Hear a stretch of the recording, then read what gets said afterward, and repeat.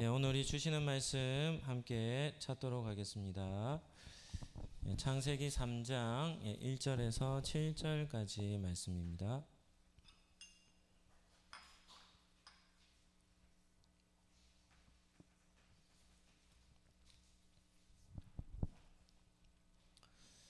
예, 창세기 3장 1절에서 7절 말씀입니다. 한 절씩 교독하도록 하겠습니다. 그런데 뱀은 여호와 하나님이 지으신 들 짐승 중에 가장 강교하니라. 뱀이 여자에게 물어 이르되 하나님이 참으로 너희에게 동산 모든 나무의 열매를 먹지 말라 하시더냐.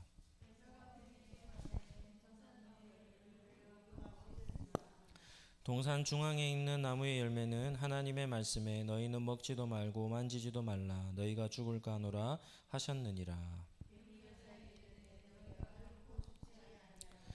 너희가 그것을 먹는 날에는 너희 눈이 밝아져 하나님과 같이 되어 선악을 알 줄 하나님이 아심이니라.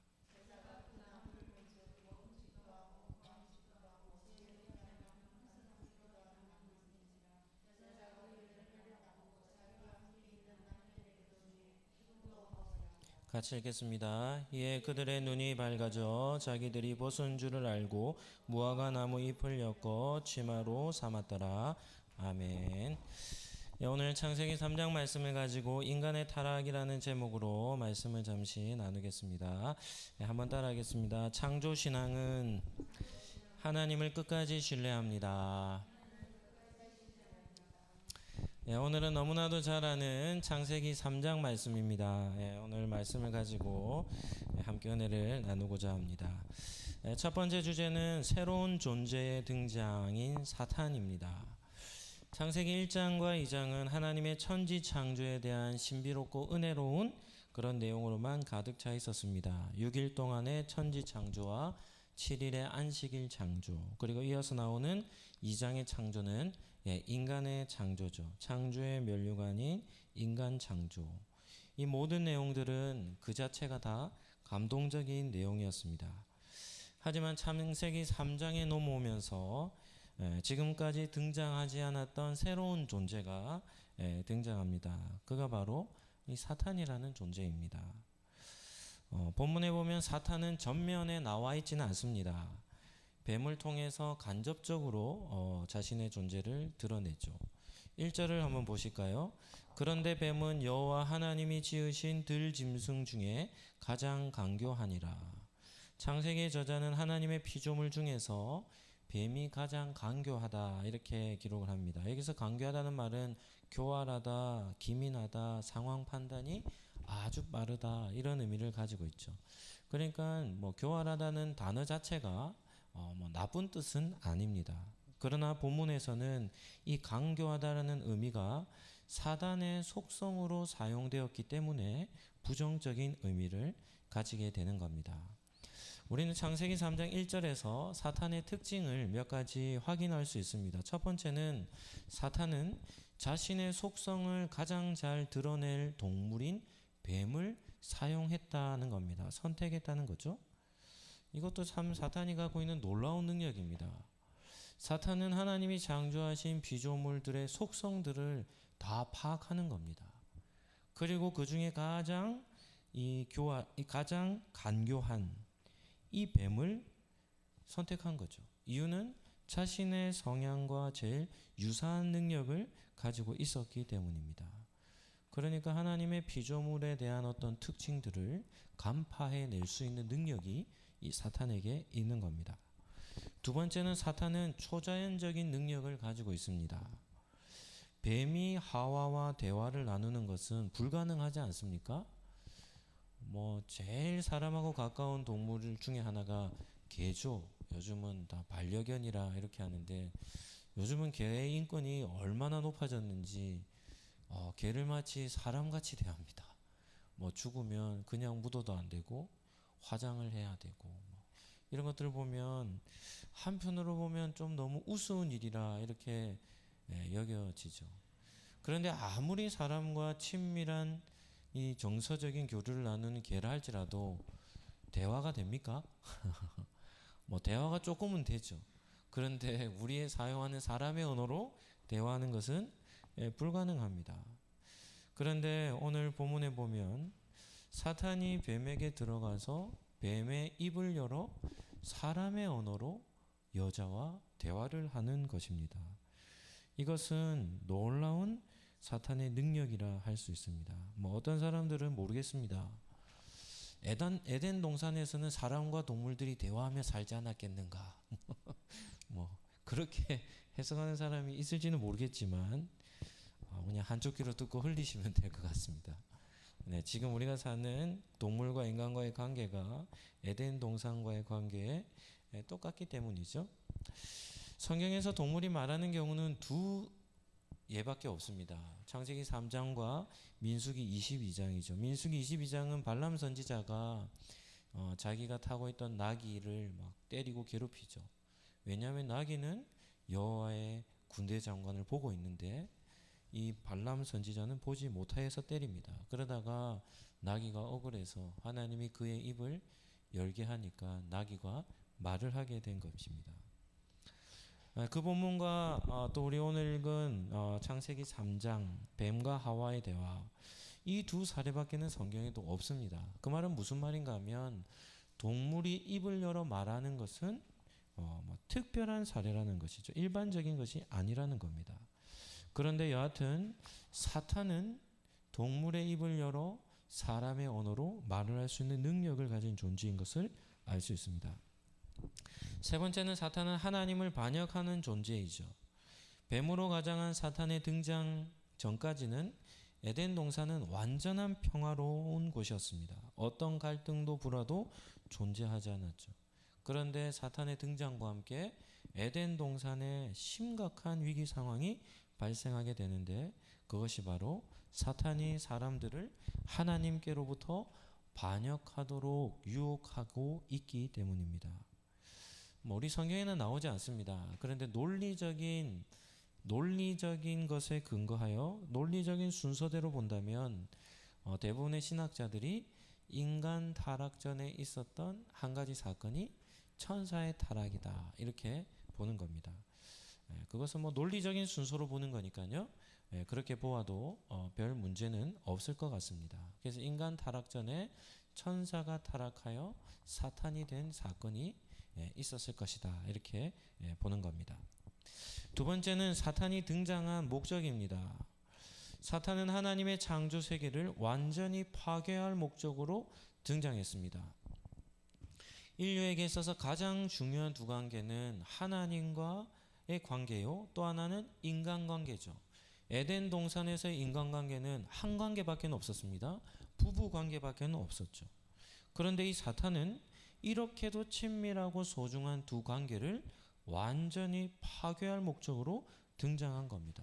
그리고 이 두 관계 중에도 더 근원적인 관계라고 한다면 하나님과 인간의 관계겠습니까? 부부 관계겠습니까? 하나님과 인간과의 관계이죠. 이유는 피조물인 인간은 창조주이신 하나님과의 관계를 통해서만 창조의 목적대로 하나님이 만드신 창조의 질서대로 살아갈 수 있기 때문입니다. 우리가 인간 창조 때도 살펴보았듯이 인간에 대한 이해는 하나님을 근거하지 않고는 절대로 이해될 수 없습니다. 무신론적인 인간 이해 다 헛것입니다. 헛것. 거치대밖에는 되지 않죠. 인간에 대한 본질적인 이해는 하나님을 근거로 할 때에만 가져질 수 있는 것이죠. 그뿐만 아니라 하나님과의 관계는 우리에게 어떤 것을 줍니까? 영원한 삶을 살도록 하는 핵심이 하나님과의 관계입니다. 사람은 하나님과의 관계를 통해서 창조의 목적대로 영원토록 살아가도록 하나님이 우리를 창조하신 것이죠. 그런데 사탄은 이러한 인간의 두 관계를 완전히 박살내버리고자 하는 목적으로 자신의 모습을 드러낸 겁니다. 영화로 만약에 창세기 3장을 좀 묘사한다면 어떻게 할 수 있겠습니까? 창세기 2장까지는 그냥 배경음악이 평화예요. 새들이 지저귀고 동물들이 울고 아담과 하와가 평화롭게 에덴 동산을 거닐며 또 그 땅을 경작하는 아주 평화로운 분위기가 2장에 끝까지 분위기가 아니겠습니까? 그런데 이제 3장으로 넘어가면서부터 어떻습니까? 뱀이 등장하면서부터는 이제까지 느껴지지 못했던 그런 어떤 위기감, 그리고 음악 자체도 불안하고 긴장되는 그런 배경음악이 쫙 깔리지 않겠습니까? 사탄은 하나님과 인간관계의 영원한 관계를 파괴해버리고자 뱀의 모습으로 하와에게 접근하고 있는 것입니다. 세 번째는 사탄의 유혹 방법입니다. 오늘 우리가 주의 깊게 살펴야 할 주제 중에 하나가 바로 사탄이 사용하는 유혹 방법입니다. 첫 번째는 무엇인가 하면 사탄은 혼자 있을 때 공격을 합니다. 1절에 보면 사탄은 하와가 혼자 있을 때 접근합니다. 악한 사람들이 선량한 시민들을 대상으로 공격을 할 때, 나쁜 짓을 할 때 어떻게 합니까? 혼자 다니는 사람들을 공격하죠. 네. 이것은 신앙생활에서도 아주 중요한 요소가 됩니다. 신앙생활을 하면서 혼자 신앙생활하는 것만큼 위험한 것은 없습니다. 그러니까 요즘은 가나안 성도라고 하잖아요. 거꾸로 하면 안 나가 성도죠. 나는 예수님은 좋은데 교회는 싫다는 겁니다. 공동체성을 부정하는 것은 절대로 건강한 신앙생활을 할 수 없는 것이죠. 이유는 무엇이겠습니까? 이유는 하나님의 뜻과 반대되기 때문입니다. 하나님이 우리를 구원하신 이유는 너 혼자만 예수 믿고 잘 살아라 이러기 위함이 아닙니다. 하나님이 우리를 예수 그리스도를 믿는 사람으로 세우신 이유는 공동체를 세우기 위함입니다. 그리고 그 공동체가 어떻게 되냐면 이 땅 가운데 가득 차기를 원하시는 것이죠. 그러니까 한 사람 한 사람을 그리스도인으로 부르신 목적은 무엇인가 하면 이 땅 가운데 하나님 나라라고 하는 하나님의 가족이라고 하는 하나님의 공동체를 세우고자 부르셨는데, 저는 공동체 필요 없어요, 저는 혼자 신앙생활 해도 충분합니다 라고 얘기하는 사람은 하나님의 뜻을 조금도 깨닫지 못하는 그런 신앙생활을 하는 것입니다. 뿐만 아니라 그렇게 신앙생활하면 결코 온전한 신앙생활을 할 수 없는 것입니다. 이단들도 마찬가지입니다. 이단들도 여러 명이 전술 전략을 짜가지고는 어떻게 하냐면 한 사람을 공략하는 겁니다. 혼자 있을 때 공격을 하는 것이죠. 만약에 하와가 혼자 있지 않고 아담과 함께 있었다면 사탄의 유혹에 쉽게 넘어지지 않았을 것입니다. 그런데 사탄은 이처럼 하와가 혼자 있을 때, 영적으로 무방비 상태였을 때를 노리고 접근한 것입니다. 두 번째는 하나님의 말씀을 근거로 유혹을 한다는 겁니다. 창세기 3장에 나오는 사탄의 유혹 방법은 이단들이 사용하는 방법과 매우 흡사하죠. 대표적인 것이 하나님의 말씀을 근거로 유혹을 하는 겁니다. 예수님께서 공생의 사역을 하시기 전에 유대 광야에 나와 40일 금식하시죠. 40일 동안 금식하신 예수님의 상태라니까 어떤 상태입니까? 가장 연약한 상태입니다. 홀로 있고 먹지 못하여 육체가 가장 연약해진 상태. 그때를 노려서 사탄이 예수님을 공격합니다. 그런데 어떻게 공격합니까? 구약 성경을 교묘하게 인용해서는 예수님을 유혹하는 것이죠. 그러나 분명한 것은 하나님의 말씀을 교묘하게 변형해서 사용한다는 겁니다. 하나님의 말씀을 그대로 사용하는 것이 아니라 조금 바꾸어서 변형시켜서 사용하는 것이죠. 사탄의 유혹에 쉽게 넘어가는 가장 근본적인 이유가 여기 있습니다. 이단의 유혹도 우리가 쉽게 넘어가는 이유가 뭔가 하면 성경책을 가지고 얘기하는 거예요. 그러니까 겉으로 그냥 지나치듯 대충 들으면 별로 다를 바를 느끼지 못합니다. 문제의식을 갖지 못하죠. 그러니까 그런 상태 속에서 우리에게 접근하기 때문에 우리가 쉽게 넘어질 수 있는 것입니다. 세 번째는 사탄은 하나님을 의심하도록 만듭니다. 1절 하반절에 보시면 뱀이 여자에게 이렇게 묻습니다. 하나님이 참으로 너희에게 동산 모든 나무의 열매를 먹지 말라 하시더냐. 한번 들어보시죠. 사탄의 말이 맞는 말입니까? 틀린 말입니까? 맞는 말입니까? 틀린 말입니까? 하나님께서 하신 말씀을 어떻게 말합니까? 정반대로 말하는 겁니다. 창세기 2장 16절 17절을 한번 보실까요? 여호와 하나님이 그 사람에게 아담에게 명령하여 말씀합니다. 동상 각종 나무의 열매는 네가 어떻게 먹으라는 겁니까? 임의로 먹으라. 마음대로 먹으라. 원하는 대로 먹으라. 모든 나무의 열매는 우리가 원하는 대로 허락해 주신 겁니다. 단 선악을 알게 하는 나무의 열매는 먹지 말라. 네가 먹는 날에는 반드시 죽으리라 하시니라. 하나님은 선악을 알게 하는 나무의 열매를 한 가지를 제외하고 모든 것을 허락해 주셨습니다. 뭐 눈치 볼 것도 없습니다. 마음껏 먹을 수 있는 것이죠. 그런데 사탄은 마치 하나님께서 모든 나무의 열매를 먹지 말라고 하신 것처럼 말하고 있습니다.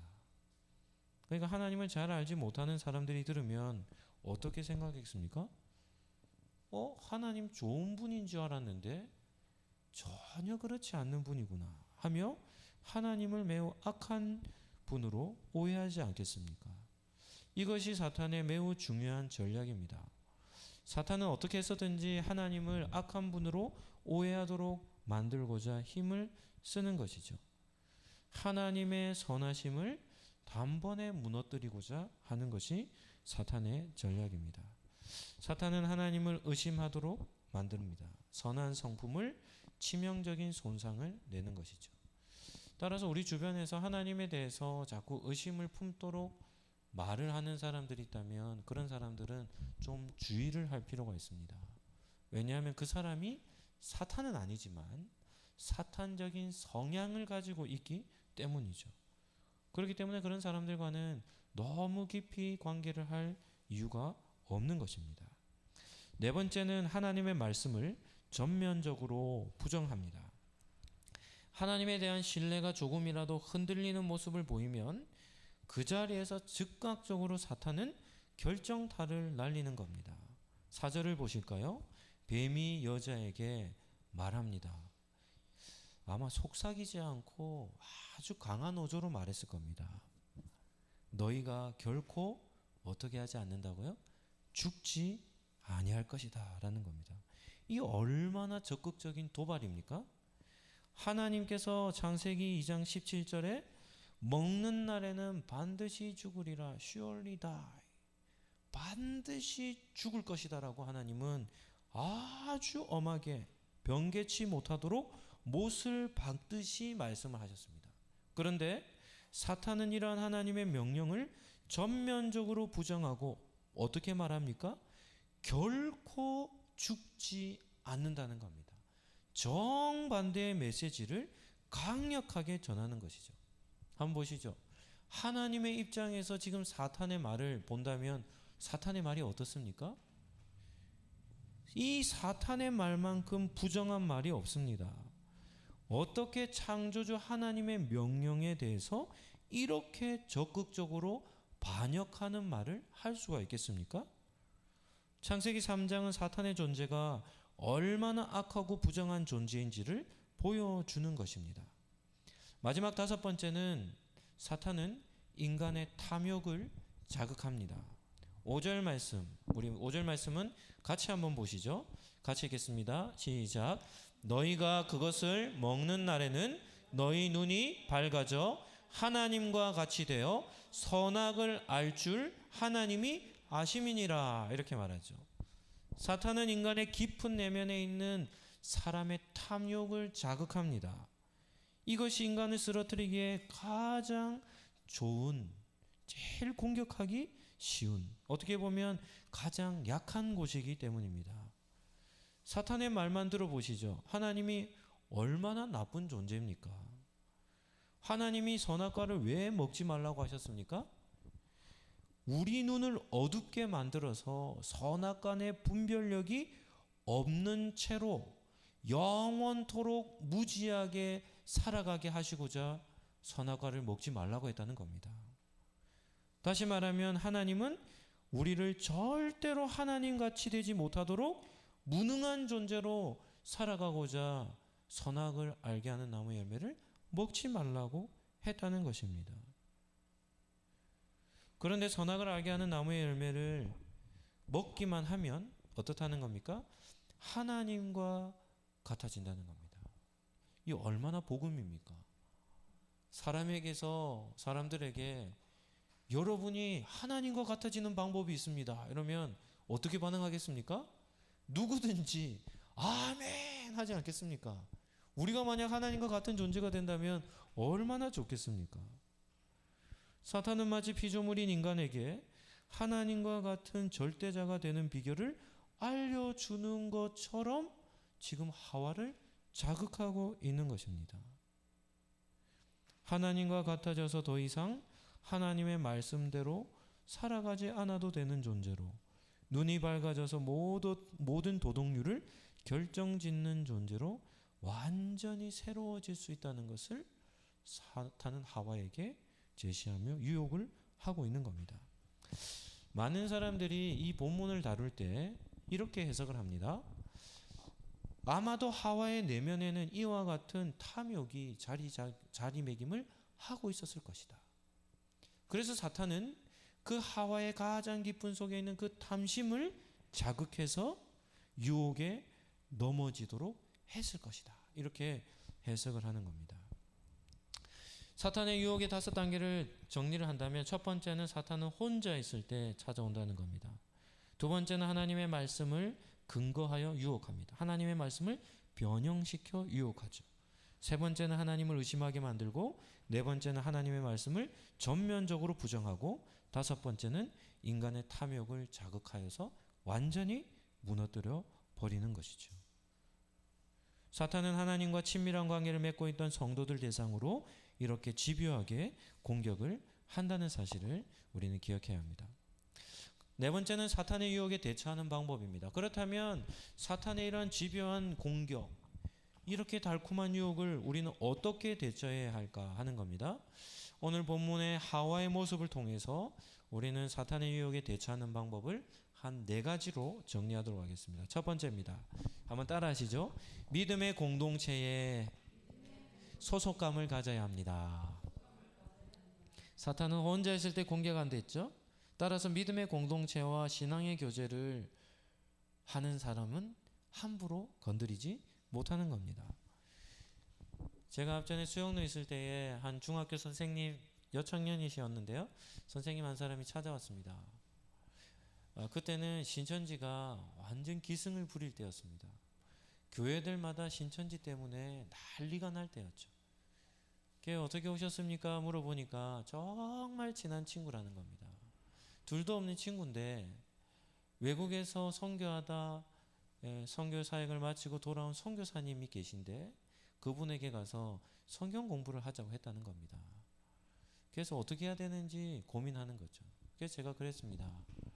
지금 시국은 교회 밖에서 어떤 누구에게도 성경 공부를 해서는 안 됩니다. 정말 성경을 배우고 싶으면 교회 안에 성경 가르치는 프로그램이 있으니까 거기에 참여하시고 거기서 만족을 하시지 교회 밖에서는 성경 공부를 하지 마십시오, 이렇게 얘기했어요. 그랬더니 알겠습니다 하며 고민하며 돌아갔습니다. 이유는 너무나도 가까운 친구였기 때문입니다. 그런데 한 열흘 뒤에 얼굴이 하얘져서는 다시 저를 찾아왔습니다. 이유가 뭐겠습니까? 그 친구가 신천지였다는 겁니다. 신천지였다는 거죠. 한번 보시죠. 혼자 고민을 하면 어떻게 됩니까? 넘어집니다. 넘어져요. 우리 곁에 믿음의 교제를 할 수 있는, 신앙을 나눌 수 있는, 우리의 삶의 문제들을 함께 이야기할 수 있는 공동체가 있으면 넘어지지 않습니다. 교육자도 좋고 신앙의 선배도 좋고 신앙의 친구나 동역자나 후배도 누구든 상관없습니다. 신앙적인 문제로 고민거리가 생기면 혼자 고민할 필요가 없습니다.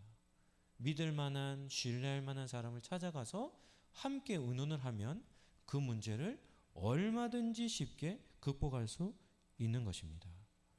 오늘 예배를 드린 우리 상록교회 성도님들은 절대 혼자 고민하지 않으시기를 축복합니다. 주위를 둘러보시고 함께 신앙생활 하는 분들과 자신의 신앙적 고민을 나눔으로 인해서 흔들리지 않는 믿음의 길을 걸어가시기를 예수님 이름으로 축복합니다. 두 번째입니다. 한번 따라 하시죠. 말씀을 정확하게 알고 있어야 합니다. 하와가 사탄의 유혹에 넘어질 수 있었던 결정적인 원인은 바로 이것 때문입니다. 오늘 본문 2절 3절 말씀을 한번 보실까요? 2절 3절 여자가 뱀에게 말합니다. 하와가 말하는 거죠. 동산 나무의 열매를 우리가 먹을 수 있으나 동산 중앙에 있는 나무의 열매는 하나님의 말씀에 너희는 먹지도 말고 만지지도 말라 너희가 죽을까 하노라 하셨느니라. 하와는 하나님의 말씀을 정확하게 알지 못했죠. 여기서 하와가 저지른 실수는 크게 세 가지로 나눌 수 있습니다. 첫 번째는 하나님께서 베풀어 주신 특권을 축소시켜 버린 겁니다. 하나님은 모든 것을 너희가 원하는 대로 먹으라 이렇게 말했는데 하와는 동산 나무의 열매를 우리가 먹을 수 있으나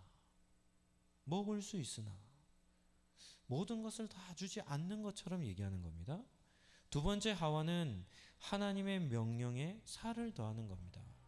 너희는 먹지도 말고 만지지도 말라고 대답하는 거죠. 우리의 기독교는 어떤 종교입니까? 우리가 믿는 기독교도 다양합니다. 우리가 믿는 기독교도 정말 다양합니다. 그런데 우리가 믿고 있는 대한예수교 장로교 그리고 개혁주의 우리는 칼빈의 신학을 따르는 사람들입니다. 그래서 우리를 칼빈을 따르는 사람들이라 이렇게 말하는 것이죠. 우리가 가지고 있는 성경관은 어떤 성경관입니까? 이 성경만이 하나님의 말씀이라고 믿는 겁니다. 아멘입니까?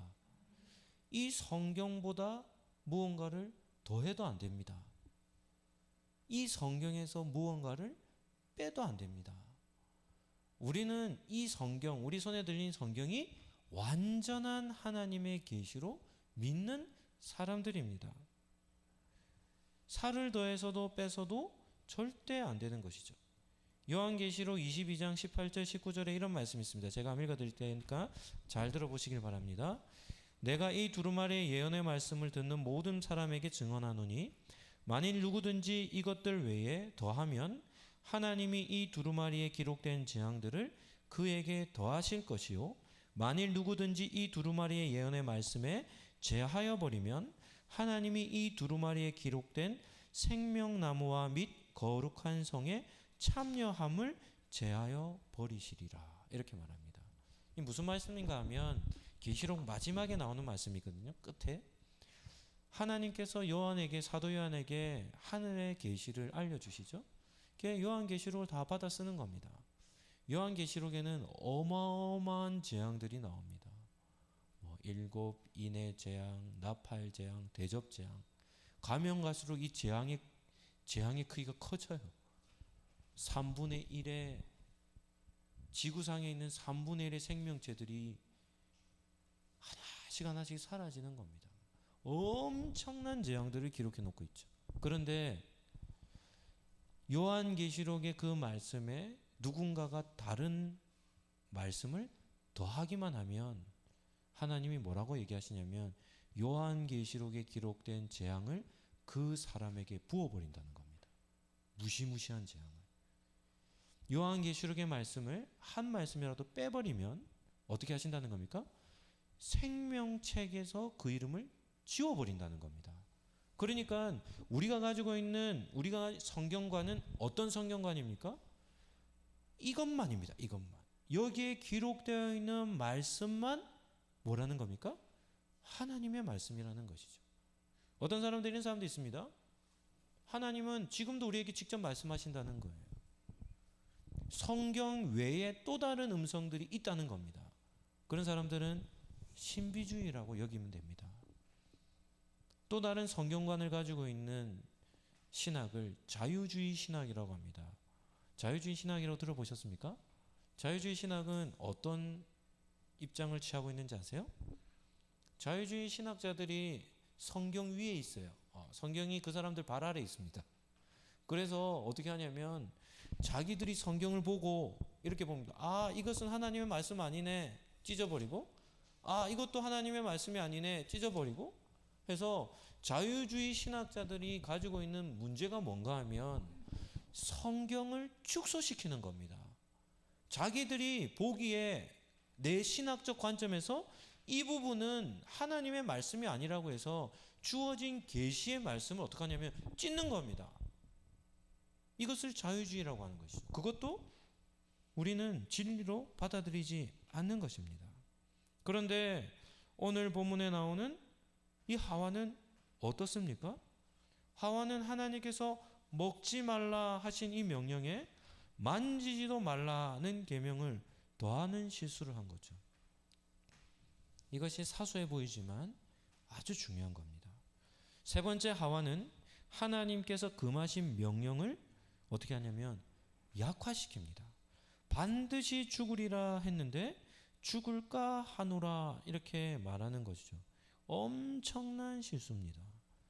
반드시 죽는다는 것과 죽을지도 모른다는 것은 전혀 다른 의미이기 때문입니다. 어떤 사람들은 이런 것을 사소한 것으로 치부해 버릴지는 모르겠습니다. 그러나 하나님의 말씀의 정확도는 우리에게 있어서 영적 전쟁에 있어서 결정적인 승패를 짓는 결정적인 요소라는 것을 우리는 기억해야 합니다. 한번 따라 하시죠. 정확하게 알아야만 승리합니다. 사탄은 우리가 하나님의 말씀에 정확도에서 빈틈을 보이면 그 부분을 집중적으로 공략해서 우리의 신앙을 완전히 무너뜨려 버리는 것입니다. 세 번째입니다. 사탄의 전략에 우리가 어떻게 대처할 수 있는가? 한번 따라하겠습니다. 하나님에 대한 신뢰를 견고하게 해야 합니다. 제가 계속 강조하는 것이 하나님을 아는 지식이죠. 그와 더불어 우리가 가져야 될 것은 하나님에 대한 신뢰입니다. 흔들리지 않는 신뢰입니다. 사탄은 하나님의 말씀에 흔들리는 하와에게 결정타를 날리는데 어떻게 날리냐면 하나님은 믿을 만한 대상이 못 된다는 겁니다. 하나님은 자신만이 특권을 누리기 위해서 사람들에게 그것을 공유하지 않으신다는 것이죠. 또한 하나님은 사람들의 눈을 어둡게 만들어서 선악을 알게 하는 지식을 주지 않는 분이라는 겁니다. 그래서 그런 하나님은 신뢰할 필요가 없다는 것을 말하는 것이죠. 우리 성도님들은 하나님을 어떤 분이시라고 믿습니까? 뭐 이런 질문에는 너무 고상하게 대답할 필요가 없습니다. 어떻게 대답할 수 있습니까? 우리 하나님은 좋으신 분입니다. 뭐 좋으신 분 너무 표현이 약합니까? 정말 좋으신 분입니다. 뭐 더 약합니까? 너무 좋으신 분입니다. 네. 우리 하나님 선하신 분입니다. 여기서 선하다는 것은 우리에게 가장 좋은 것을 베풀어 주신다는 겁니다. 우리가 믿는 하나님은 그런 분이죠. 우리의 인생을 가장 복되게 인도해 주시는 분입니다. 그런데 이러한 하나님에 대한 신뢰를 멀게 만드는, 하나님을 의심하게 만드는 그런 요소들이 우리의 삶 가운데 찾아온다면 우리는 그런 것을 단호하게 끊어버릴 수 있어야 하는 겁니다. 저는 시편 설교를 좀 오래 이렇게 한 적이 있습니다. 시편은 성경에서 어떤 책으로 분류가 되냐면 지혜서에 분류가 되어 있습니다. 시편은 지혜서입니다. 그 말은 무엇인가 하면 시편을 읽으면 우리가 인생을 살아가는 지혜를 배운다는 겁니다. 그래서 제가 시편을 읽으면서 이게 가장 많은 대부분의 많은 시편들이 기록되어 있는 내용이 뭔가 하면 고통 가운데 있어요. 현실은 고통입니다.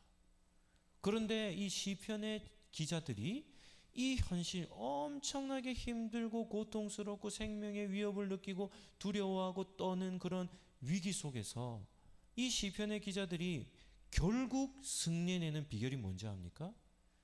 하나님에 대한 신뢰입니다. 그러나 나는 여호와의 신실하심을 믿는다. 지금 상황은 그렇지 못해요. 그럼에도 불구하고 하나님은 우리를 변함없이 사랑하시고 보호하시고 지키시고 인도하시는 분이시라는 것을 믿으면서 어떻게 하냐면 하나님에 대한 신뢰를 붙들고 그 어려운 상황을 이겨내는 겁니다. 이것이 가장 지혜로운 삶인 것이죠. 또한 이것이 바로 사탄의 유혹에서 승리하는 비결이라는 사실을 기억하시기를 바랍니다. 하나님을 아는 지식이 흔들려서는 안 되는 것입니다. 마지막 네 번째입니다. 한번 따라 하시죠. 자족하며 사는 겁니다.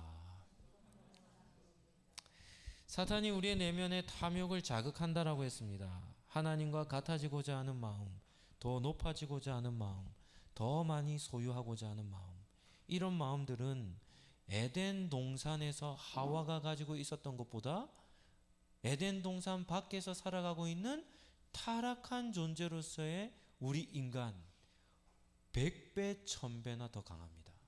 이런 탐욕은 모든 사람들이 다 쓰러져 버리는 요소예요. 그냥 세상 사람들이죠. 예수님을 믿지 않는 사람들은 탐욕적인 요소만 조금만 맛만 보여주면 그 자리에서 그냥 다 쓰러져 버립니다. 다 쓰러져 버리죠. 뭐 바울이 그런 말도 하지 않습니까? 일만 악의 뿌리가 뭡니까? 일만 악의 뿌리가 탐심입니다. 탐심이에요. 탐심이 우리 마음속에 자리를 딱 자리매김하면 어떤 일이 하냐면 그때부터 모든 죄가 다 쏟아나옵니다. 1만 가지의 죄가 그냥 모든 행동의 삶과 말과 생각과 모든 것에서 어떻게 되냐면 죄가 그냥 흘러나오는 겁니다. 우리가 죄를 생산해내는 공장이 되어버리는 것이 이 탐욕이라는 겁니다. 불만족, 또 과한 욕심, 이런 것이죠. 따라서 건강한 신앙생활을 하기 위해서는 자족하는 마음을 가져야 하는 겁니다. 자족하는 마음. 생각해 보시죠. 에덴 동산에서 하와와 아담과 하와 부족한 것이 있었습니까? 없었습니까? 아무것도 없었습니다. 선악을 알게 하는 그 열매 하나 안 먹어도 됩니다. 그 외에도 먹을 것이 어떻습니까? 널려 있습니다. 수천 개의 과일들, 먹을 것이 그냥 꽉 차 있습니다. 아무것도 부족한 것이 없었죠. 그런데 이 사탄은 어떻게 공격합니까? 그 한 가지 부족한 거, 그 한 가지 하나님이 금하신 거, 그것을 어떻게 하냐면 자극해서 그것을 먹도록 하는 것이죠. 이 얼마나 악한 전략입니까? 하나님과 같아지려고 하는 욕심을 내는 것은 인간이 지을 수 있는 죄 중에 가장 큰 죄임에도 불구하고 사탄은 그것을 하와에게 유혹하여 그 죄를 짓도록 한 것입니다. 사도 바울은 디모데에게 이렇게 편지를 썼죠. 디모데전서 6장 6절에 보면 그러나 자족하는 마음이 있으면 경건은 큰 이익이 된다는 겁니다. 경건한 삶은 어떻게 삽니까? 만족하는 겁니다. 충분하다고 느끼는 겁니다. 충분하다고 느끼는 거예요. 충분하다. 하나님께서 베풀어 주신 것에 대해 감사하며 사는 것. 이것이 바로 사탄의 유혹을 이겨낼 수 있는 방법이라는 것입니다. 오늘 본문에서 마지막 살펴볼 주제는 비참한 죄의 결과입니다. 아담과 하와는 죄의 결과에 이런 좋지 못한 결과를 이제 경험하게 되는 것이죠. 하와가 주는 선악과를 아담도 같이 먹습니다. 하와가 먹었는데 하나님은 반드시 죽으리라 했는데 아담이 보니까 그것을 먹었는데 죽지 않는 거예요. 그래서 아담도 아무런 의심 없이 그것을 받아 먹은 것이죠. 이로 인해서 아담과 하와는 하나님의 명령을 어기고 만 것입니다. 다시 말하면 사탄의 완전한 승리로 끝나버린 것이죠. 사탄의 말을 한 번 더 돌아가서 생각해 봅시다. 선악을 알게 하는 나무의 열매를 먹었더니 아담과 하와가 하나님과 같아졌습니까? 하나님처럼 선과 악을 분별하는 지혜가 생겼습니까? 그렇지 않죠. 하나님과 같아지기는커녕 영원한 생명 되신 하나님과의 관계가 어떻게 됩니까? 깨어져 버려서 영원한 죽음, 어떤 방법으로도 구원받지 못할 영벌을 받게 되어버린 겁니다. 그뿐만이 아니죠. 부부관계가 한 몸으로 여겨졌던 부부관계가 깨어져서는 다른 인격체로 분리되어져 버리고 만 겁니다. 그전에는 서로가 벗은지를 몰랐는데 죄를 짓고 나니까 서로의 모습들, 자기 모습이 부끄럽게 여겨지는, 한 몸으로 여겨졌던 한 인격체가 두 인격으로 쪼개어져 버리는 그런 모습으로 전락해 버리고 만 것이죠. 그와 더불어 에덴에서 누릴 수 있는 모든 좋은 것을 하루아침에 어떻게 됩니까? 다 빼앗겨 버리고 만 것입니다. 사탄은 전부 다가 거짓말이죠. 전부 다 유혹하는 메시지였지, 사탄의 말이 성취된 것은 아무것도 없었던 겁니다. 하나님께서 내리신 그 명령만 아담과 하와에게 이루어져 버리고 만 것입니다. 말씀을 정리하도록 하겠습니다. 오늘 예배에 참석한 우리 성도님들, 오늘 본문은 우리가 너무나도 많이 들은 설교입니다. 창세기 3장은 아마도 많이 들으신 분들은 100번도 들었을 겁니다. 100번. 설교자에게서 제일 힘든 것이 설교를 많이 하는 본문을 설교할 때가 좀 어렵습니다. 왜냐하면 너무 많이 들었으니까. 네. 그럼에도 창세기 3장은 많이 들은 말씀이지만 너무나도 중요한 메시지이죠. 이 타락된 세상을 살아가는 성도에게 꼭 필요한 말씀이 창세기 3장의 말씀입니다. 성도에게는 세상이 알지 못하는 치열한 전쟁이 있습니다. 어떤 전쟁입니까? 영적 전쟁이죠. 그리고 우리가 상대해야 할 대상은 사람이 아니라 사탄이라는 존재입니다. 사탄은 우리를 엿보며 호시탐탐 노리죠. 그래서 빈틈이 보이면 우리에게 달려드는 존재가 사탄입니다. 그러나 너무 염려하지 않아도 됩니다. 우리에게는 하나님이 함께 계시고 죄와 사망의 권세, 사탄의 모든 권세를 멸하신 예수 그리스도께서 우리의 삶을 보호하시고 또 보혜사 성령님께서 우리를 지켜주시기 때문입니다. 그와 더불어 든든한 우리 상록교회 공동체가 우리 곁에는 있는 줄로 믿습니다. 혼자가 아니기에 얼마든지 이겨낼 수 있는 것이죠. 믿음의 교제를 더 풍성하게 가져서 함께 신앙생활하는 것이 우리에게 큰 복이요, 서로에게 서로의 신앙을 보호해주는 그런 동력자들이 되시기를 예수님 이름으로 축복합니다.